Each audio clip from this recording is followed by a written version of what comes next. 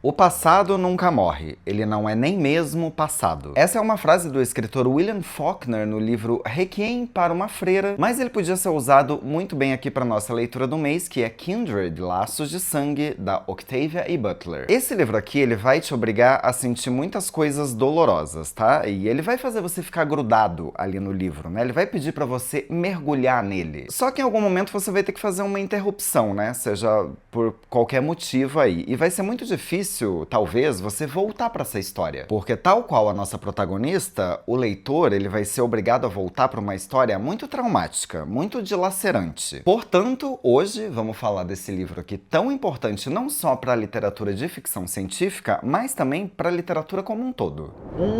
Sejam muito bem-vindos a mais um vídeo exclusivo para os apoiadores do Clube do Livro do Moço do Vinho, o meu Clube do Livro. Meu muito obrigado mais uma vez a vocês que estão aqui no clube. Eu tô muito feliz de começar o ano aí falando com vocês e sobre esse livro tão bom, né? Então, muito obrigado de coração. Espero muito que vocês gostem desse vídeo, né? Foi feito e pensado com muito carinho. E se você que tá assistindo aí e não faz parte do meu Clube do Livro, você tá vendo esse vídeo depois que os apoiadores já assistiram, tá? Então, você tá vendo aí meio atrasado aqueles. Mas é porque quem faz parte do meu Clube do Livro ganha um vídeo exclusivo sobre a leitura que a gente tá fazendo no mês. Mas se você não me conhece, então, muito prazer. Meu nome é Rodrigo de Lorenzi, eu falo de livros, séries e filmes desde 2018 e sempre tomando uma tacinha de vinho, que eu gosto de falar tomando meu vinhozinho. Por isso que me chamam de o Moço do Vinho. E é por isso que você está no canal do Moço do Vinho. Então estou aqui, tá? Pra você, o Rodrigo do passado, dizendo que eu já me encontrei com o meu povo, o meu pessoal do Clube do Livro online, pra gente falar de Kindred, e também já me encontrei presencialmente. Se você quiser fazer parte do meu Clube do Livro, eu vou deixar o link aqui na descrição do vídeo e vem com a gente aí, porque somos uma comunidade ótima. Aqui são mais de 140 pessoas. Quer dizer, 140 pessoas que discutem ali de maneira muito inteligente, eu tenho certeza que você vai gostar. Mas se você quiser só assistir ao vídeo, não esquece então de se inscrever nesse canal se você ainda não é inscrito. Dá o seu like, deixa o seu hype. O hype é uma ferramenta nova que o YouTube encontrou para valorizar pequenos canais que estão crescendo como o meu. Com o seu hype, o vídeo chega a mais pessoas, o YouTube recomenda esse vídeo a mais pessoas e a nossa comunidade aumenta. Bom, então Kindred faz parte do meu Clube do Livro. Essa é a nossa leitura de janeiro, dentro da nossa nova temporada, que é O Absurdo para Pensar o Agora. E se tem uma coisa absurda, é essa história aqui. Absurda porque a protagonista vai viajar no tempo? Não. Absurda porque, mesmo na maior fantasia, essa aqui é a história da nossa humanidade. Ou melhor, a história da nossa falta de humanidade. Bom, embora o livro seja catalogado aí como ficção científica, Kindred não é exatamente isso. A Octavia Butler, né, que é a dama da ficção científica americana, ela disse já em diversas entrevistas, né, que o termo ficção científica para esse livro específico não é correta. Ela preferia descrições como fantasia sombria. Isso porque não tem ciência aqui dentro, né? Não tem a máquina do tempo, né? Não tem algo científico, não tem um buraco da minhoca ali explicado pela física teórica. A viagem da Dana, né, a nossa protagonista, ela é mais sobrenatural, ela não é explicada. O assustador disso aqui é que, mesmo sendo uma grande fantasia, essa história, enquanto você lê, você percebe que ela é extremamente verossímil. Nas minhas pesquisas sobre o livro, né, para fazer esse vídeo, eu encontrei um negócio muito interessante. A autora, né, Octavia Butler, ela criou Kindred quase como uma resposta a certas coisas que ela ouvia de uns colegas negros ali durante a faculdade, mais especificamente de um colega. O comentário ou os comentários eram meio questionando ali a passividade das gerações anteriores, né, ou a falta ali de enfrentamento violento à escravidão. Portanto, ela queria que os leitores mais jovens conhecessem não apenas os fatos da escravidão, mas também como era senti-la, né, para humanizar aqueles que sobreviveram a esse período de exploração. A Octavia Butler, ela era filha de uma mulher que passou a vida inteira trabalhando como empregada doméstica, engolindo aí desaforo, passando humilhação, então ela sabia que sobreviver não era só sinônimo de covardia. Pelo contrário, sobreviver, né, tinha um alto custo físico e emocional. Então, quando ela joga a Dana, né, uma mulher moderna, instruída politicamente, consciente ali no sul escravocrata de 1815, a Butler vai deixar claro que a sobrevivência não dependia da bravura, né, de ideais revolucionários, mas de uma resistência diária. Não só de resistência, como escolhas dolorosas, né, de concessões absurdas. E o livro então vai te perguntar assim: quem teria sido você quando a única opção possível era continuar vivo? E quem teria sido você, pessoa branca, né, dentro daquele universo? Bom, a Dana é uma mulher negra de 26 anos, ela vive em Los Angeles em 1976. Num dia, então, ela vai ser puxada pro passado, né? Sempre que o Rufus Welling, que é uma criança que foi um ancestral dela, sempre quando ele tiver com risco ali de morrer. O detalhe, ela só vai conseguir voltar para 76 quando a própria vida, né, quando ela estiver em perigo. O ano de lançamento desse livro aqui não parece ter sido por acaso, tá? 1976 é o ano do bicentenário da independência dos Estados Unidos. E a Butler vai usar, né, essa data como uma certa ironia, né? Enquanto o país celebra a liberdade, a Dana é forçada a viver a escravidão. Essa é basicamente a ideia do livro, né? O presente pode estar muito parecido com o passado. Bom, onde a história acontece aqui nesse livro é bem importante, tá? Pra gente entender aí o que a autora quis nos dizer. A história não se passa no sul profundo clássico do cinema, né? Que você já deve ter visto em diversos filmes, né? Que são aquelas grandes plantações de algodão, né? No Mississippi, no Alabama. O cenário aqui é a costa leste de Maryland, né? E essa geografia afasta aí a narrativa dos estereótipos mais conhecidos da escravidão. E isso vai fazer também a gente se aproximar de um espaço mais cotidiano, e por ser mais cotidiano, mais cruel. A primeira viagem aqui acontece no dia em que a Dana completa 26 anos. Ela e o marido, o Kevin, eles estão desempacotando coisas ali na casa nova, porque eles estão se mudando e tal. De repente a Dana vai sentir uma tontura, vai cair, quando ela acorda ela tá nas margens de um rio. Aí nesse rio ele vê um menino ruivo chamado Rufus se afogando. Ela vai salvar esse menino, mas logo ela vai enfrentar ali a mãe desesperada, né, que já vai começar a agredi-la. Logo depois da violência da mãe, vem a violência direta do pai, né? Esse cara aí, Tom Ayling, ele vai estar apontando uma arma pra ela. E é essa ameaça de morte que vai fazer ela voltar pra 1976, né? Ela vai reaparecer ali do lado do marido, molhada, coberta de lama. Pra ela se passaram alguns minutos ali, né, desde que tudo aconteceu, mas pro marido só passaram alguns segundos, né? Ele piscou, ela não tava ali, de repente ela voltou. Com o tempo, essas viagens vão se repetir, né? O Rufus, a criança, ele cresce, ele envelhece, enquanto a Dana não muda, exceto pelas marcas no corpo, porque a cada volta ela vai sofrer muitas violências. Ela vai encontrar o Rufus em situações cada vez mais graves e a cada retorno no passado, a Dana fica mais tempo, né? Primeiro minutos, depois horas e por fim meses. E por que é que ela vai e volta, e por que é que ela tem que salvar esse menino, essa criança e depois esse adulto, né, que vira uma pessoa horrorosa? Sem muito spoiler, ela tem que salvar os ancestrais, porque senão ela não nasce, né? No futuro ela não nasceria. E essa variação do tempo, né, do tempo que ela passa lá é importante porque mostra o peso da história. Um século de violência pode se concentrar no corpo de uma única pessoa. Não darei spoiler aqui do final de Kindred, mas a primeira frase do livro já mostra, né, que de algum jeito, em algum momento, quando ela voltar dessa viagem, a Dana, a protagonista, vai perder um braço. Como e por que isso vai acontecer, não vou falar, né, pra não estragar a sua leitura caso você não tenha terminado ainda. Mas essa é talvez a imagem mais importante do livro, né, a perda do braço da Dana é bastante simbólica e é um simbolismo intencional. O que isso significa em termos muito simples, né, a Octavia Butler verbalizou aí numa entrevista.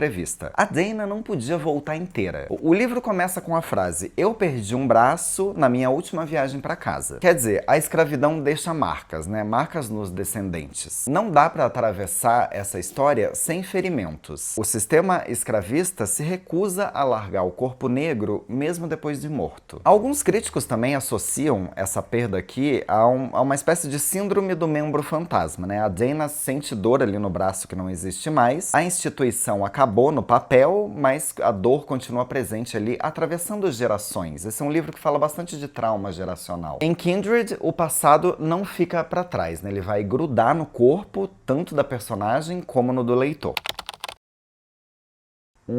Bom, para ler Kindred, é interessante também pensar no contexto histórico, né? Então a gente está aqui lendo sobre Maryland no início do século XIX. E esse cenário explica as decisões econômicas e as violências que os personagens vão passar. Como já falamos aqui, Maryland não era o sul profundo, né? O do algodão. Durante o século XVII, a base da economia foi o tabaco, né? Uma cultura que esgota rapidamente o solo. Lá por volta de 1815, quando a Dana começa a viajar no tempo, muitas plantações ali, inclusive dessa família dos Whaling, já tá ali com a terra degradada. Isso aí vai gerar 3 consequências centrais no livro. A mudança de produção, né? Então os fazendeiros, eles vão passar a investir em trigo, em milho, em pecuária, em horta, que são atividades que exigiam menos mão de obra escravizada. Ou seja, eles não precisavam de tantas pessoas escravizadas assim, porque não tinha ali muito trabalho e eles precisavam de dinheiro. Com isso, temos o excesso de pessoas escravizadas, né? Ou seja, com menos trabalho disponível, homens e mulheres negros passam a ser vistos como custo e não como necessidade. E aí o que nos leva para a venda de pessoas escravizadas aí sim para o sul profundo. A solução econômica ali era vender essas pessoas, né, para estados como Geórgia, Alabama, Louisiana, Mississippi, lá onde o algodão e o açúcar criavam uma demanda de trabalho, né, forçado. Em Kindred, o maior terror não é só o trabalho escravizado, né, mas a ameaça de ser vendido para o sul. Isso significava separação das famílias e condição de trabalho ainda mais cruel. Não só cruel, né, mas letal, assim. Isso aqui é a coisa mais pavorosa, é a lógica de mercado de pessoas, né, seres humanos ali sendo trocados por dinheiro. Na época, Maryland ocupava uma posição complexa ali. Era um estado escravista, mas fazia fronteira com a Pensilvânia, que era um estado livre. Isso tornava a fuga dos escravizados ali possível, embora extremamente perigosa. Além disso, ao mesmo tempo, Maryland tinha uma das maiores populações de pessoas negras livres do país. Em 1860, quase metade da população negra do estado já não era legalmente escravizada, mas o livro vai mostrar o quanto essa liberdade era frágil. A personagem da Alice, ela e a mãe, né, elas são livres, mas elas vivem sob ameaça constante. Sem os chamados Freedom Papers, né, que eram os passes, qualquer acusação, qualquer infração mínima podia levar à reescravização, como vai acontecer com o pai da Alice. E aí o que Kindred vai deixar evidente é que Maryland, né, tem uma linha ali entre livre e escravizado muito fina. A liberdade no papel não garantia a segurança nem a dignidade de ninguém, né, o que já é um paralelo com o racismo estrutural, quer dizer, a lei muda, mas o controle sobre os corpos negros permanece.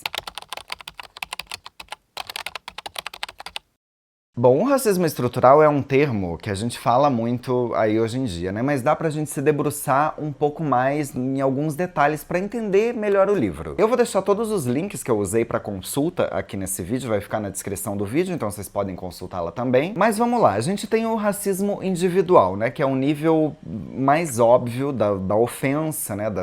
Da crença da raça superior, é aquele racismo clássico que a gente identifica mesmo, essa pessoa racista. A gente também tem o racismo institucional, né? O modo como instituições, então escolas, empresas, polícia, judiciário, como eles funcionam de forma a produzir desvantagens raciais, mesmo que sem a intenção explícita ali. E por fim, a gente vai ter o racismo estrutural, que é o nível mais profundo, né? Ele faz parte da organização econômica, política e jurídica da sociedade. As instituições são racistas porque a sociedade foi construída assim. E aí olhar essa teoria dentro de Kindred aprofunda muito a leitura. Porque vamos lá, né? O racismo molda a nossa subjetividade e vai criar a sensação de normalidade. Em Kindred, a Dana ela vai se assustar ao perceber o quanto ela mesma começa a se adaptar àquela lógica ali. Em certo momento, ela vai pensar algo ali em como, veja como a gente consegue se adaptar a essas coisas, né? Dependendo do contexto, dependendo do que você está passando. Ou seja, a estrutura domina o indivíduo. E aí em Kindred a gente vê que a lei legitima tudo aquilo ali. A escravidão é legalizada, ensinar pessoas negras a ler é crime, né? Os contratos de venda de seres humanos ali são válidos, né? O Estado garante essa violência racial. E essa é a dimensão do racismo estrutural que a gente vê no livro ali funcionando, né? E essa lógica é operada até hoje na subjetividade das pessoas. O que a gente precisa entender em Kindred é que essa história não termina em 1815. Em 1976, a Dana e o Kevin ainda vão viver sob a lógica e sob uma sociedade racista. A estrutura, né, mudou de aparência, mas não desapareceu. Ela deixou de ser explícita e legalizada e declarada e passou a ser difusa. A gente continua tendo trabalhos análogos à escravidão, né, que dizem análogos à escravidão, mas é de escravidão mesmo. A gente continua tendo casos de racismo explícitos e não explícitos. Como na frase do Faulkner, né, que abre esse vídeo aqui e que é esse livro inteiro, o passado não morreu, ele nem sequer é passado. Ou seja, essa coisa de que é preciso esquecer o passado, né, seguir em frente, isso aí não cola não. O livro vai deixar bem evidente que esquecer é um privilégio, e um privilégio que as vítimas da violência histórica não têm. A Dana não escolhe lembrar, né, o passado literalmente vai arrastar ela de volta. Se hoje em dia tem gente aí que tenta suavizar, né, ou apagar a brutalidade da escravidão, esse livro vem lembrar das cicatrizes, né, o trauma, o braço amputado. O corpo das pessoas negras guarda o que a história tenta apagar. E aí, sobreviver exige reconhecer a complexidade dessa herança, né? Então a Dana é feita tanto da Alice, né, que é essa mulher violentada, né, essa mulher que foi escravizada, mas ela também vem dessa violência, ela também vem dessa herança do Rufus, né, um homem branco que exerce o poder. E isso não vale só pra Dana, né? Vale pra sociedade americana e também pra brasileira, né? Porque a gente é formado dessas mesmas camadas contraditórias. Negar o racismo estrutural ou tratar o passado ali como algo superado não é sinal de avanço. A gente tem aí um museu de grandes novidades, né? Um passado que não passou. E é isso aí que Kindred vai obrigar a gente a encarar. Resumindo tudo isso que eu falei, livraço, tá? Isso aqui é livraço. Isso aqui é leitura que você tem que reler depois de alguns anos, né? Eu li, eu acho que isso aqui, não lembro, 2018, 2019, eu não lembro, isso eu reli agora. E foi uma experiência completamente diferente da outra vez que eu li. Foi muito mais duro, foi muito mais compreensível em algumas questões. Acho que eu entendi melhor as complexidades dentro desse livro aqui, as nuances, eu não li somente como uma história horrorosa sobre a escravidão. Enfim, livraço, espero que se você não leu esse livro, você tenha vontade de ler. As pessoas do clube que não terminaram ainda o livro ou que abandonaram, eu sei que é doloroso, mas vale a pena ler. E se você gostou desse vídeo, não esquece de deixar o seu comentário aqui, o seu like. Se você faz parte do Clube do Livro do Moço do Vinho, o meu Clube do Livro, muito obrigado por você ter assistido. Se você não faz parte também, muito obrigado por ter visto esse vídeo até o final. Não esquece de deixar o seu comentário, o seu like, se inscrever nesse canal se você ainda não é inscrito, deixa o seu hype também. E a gente se vê no próximo vídeo.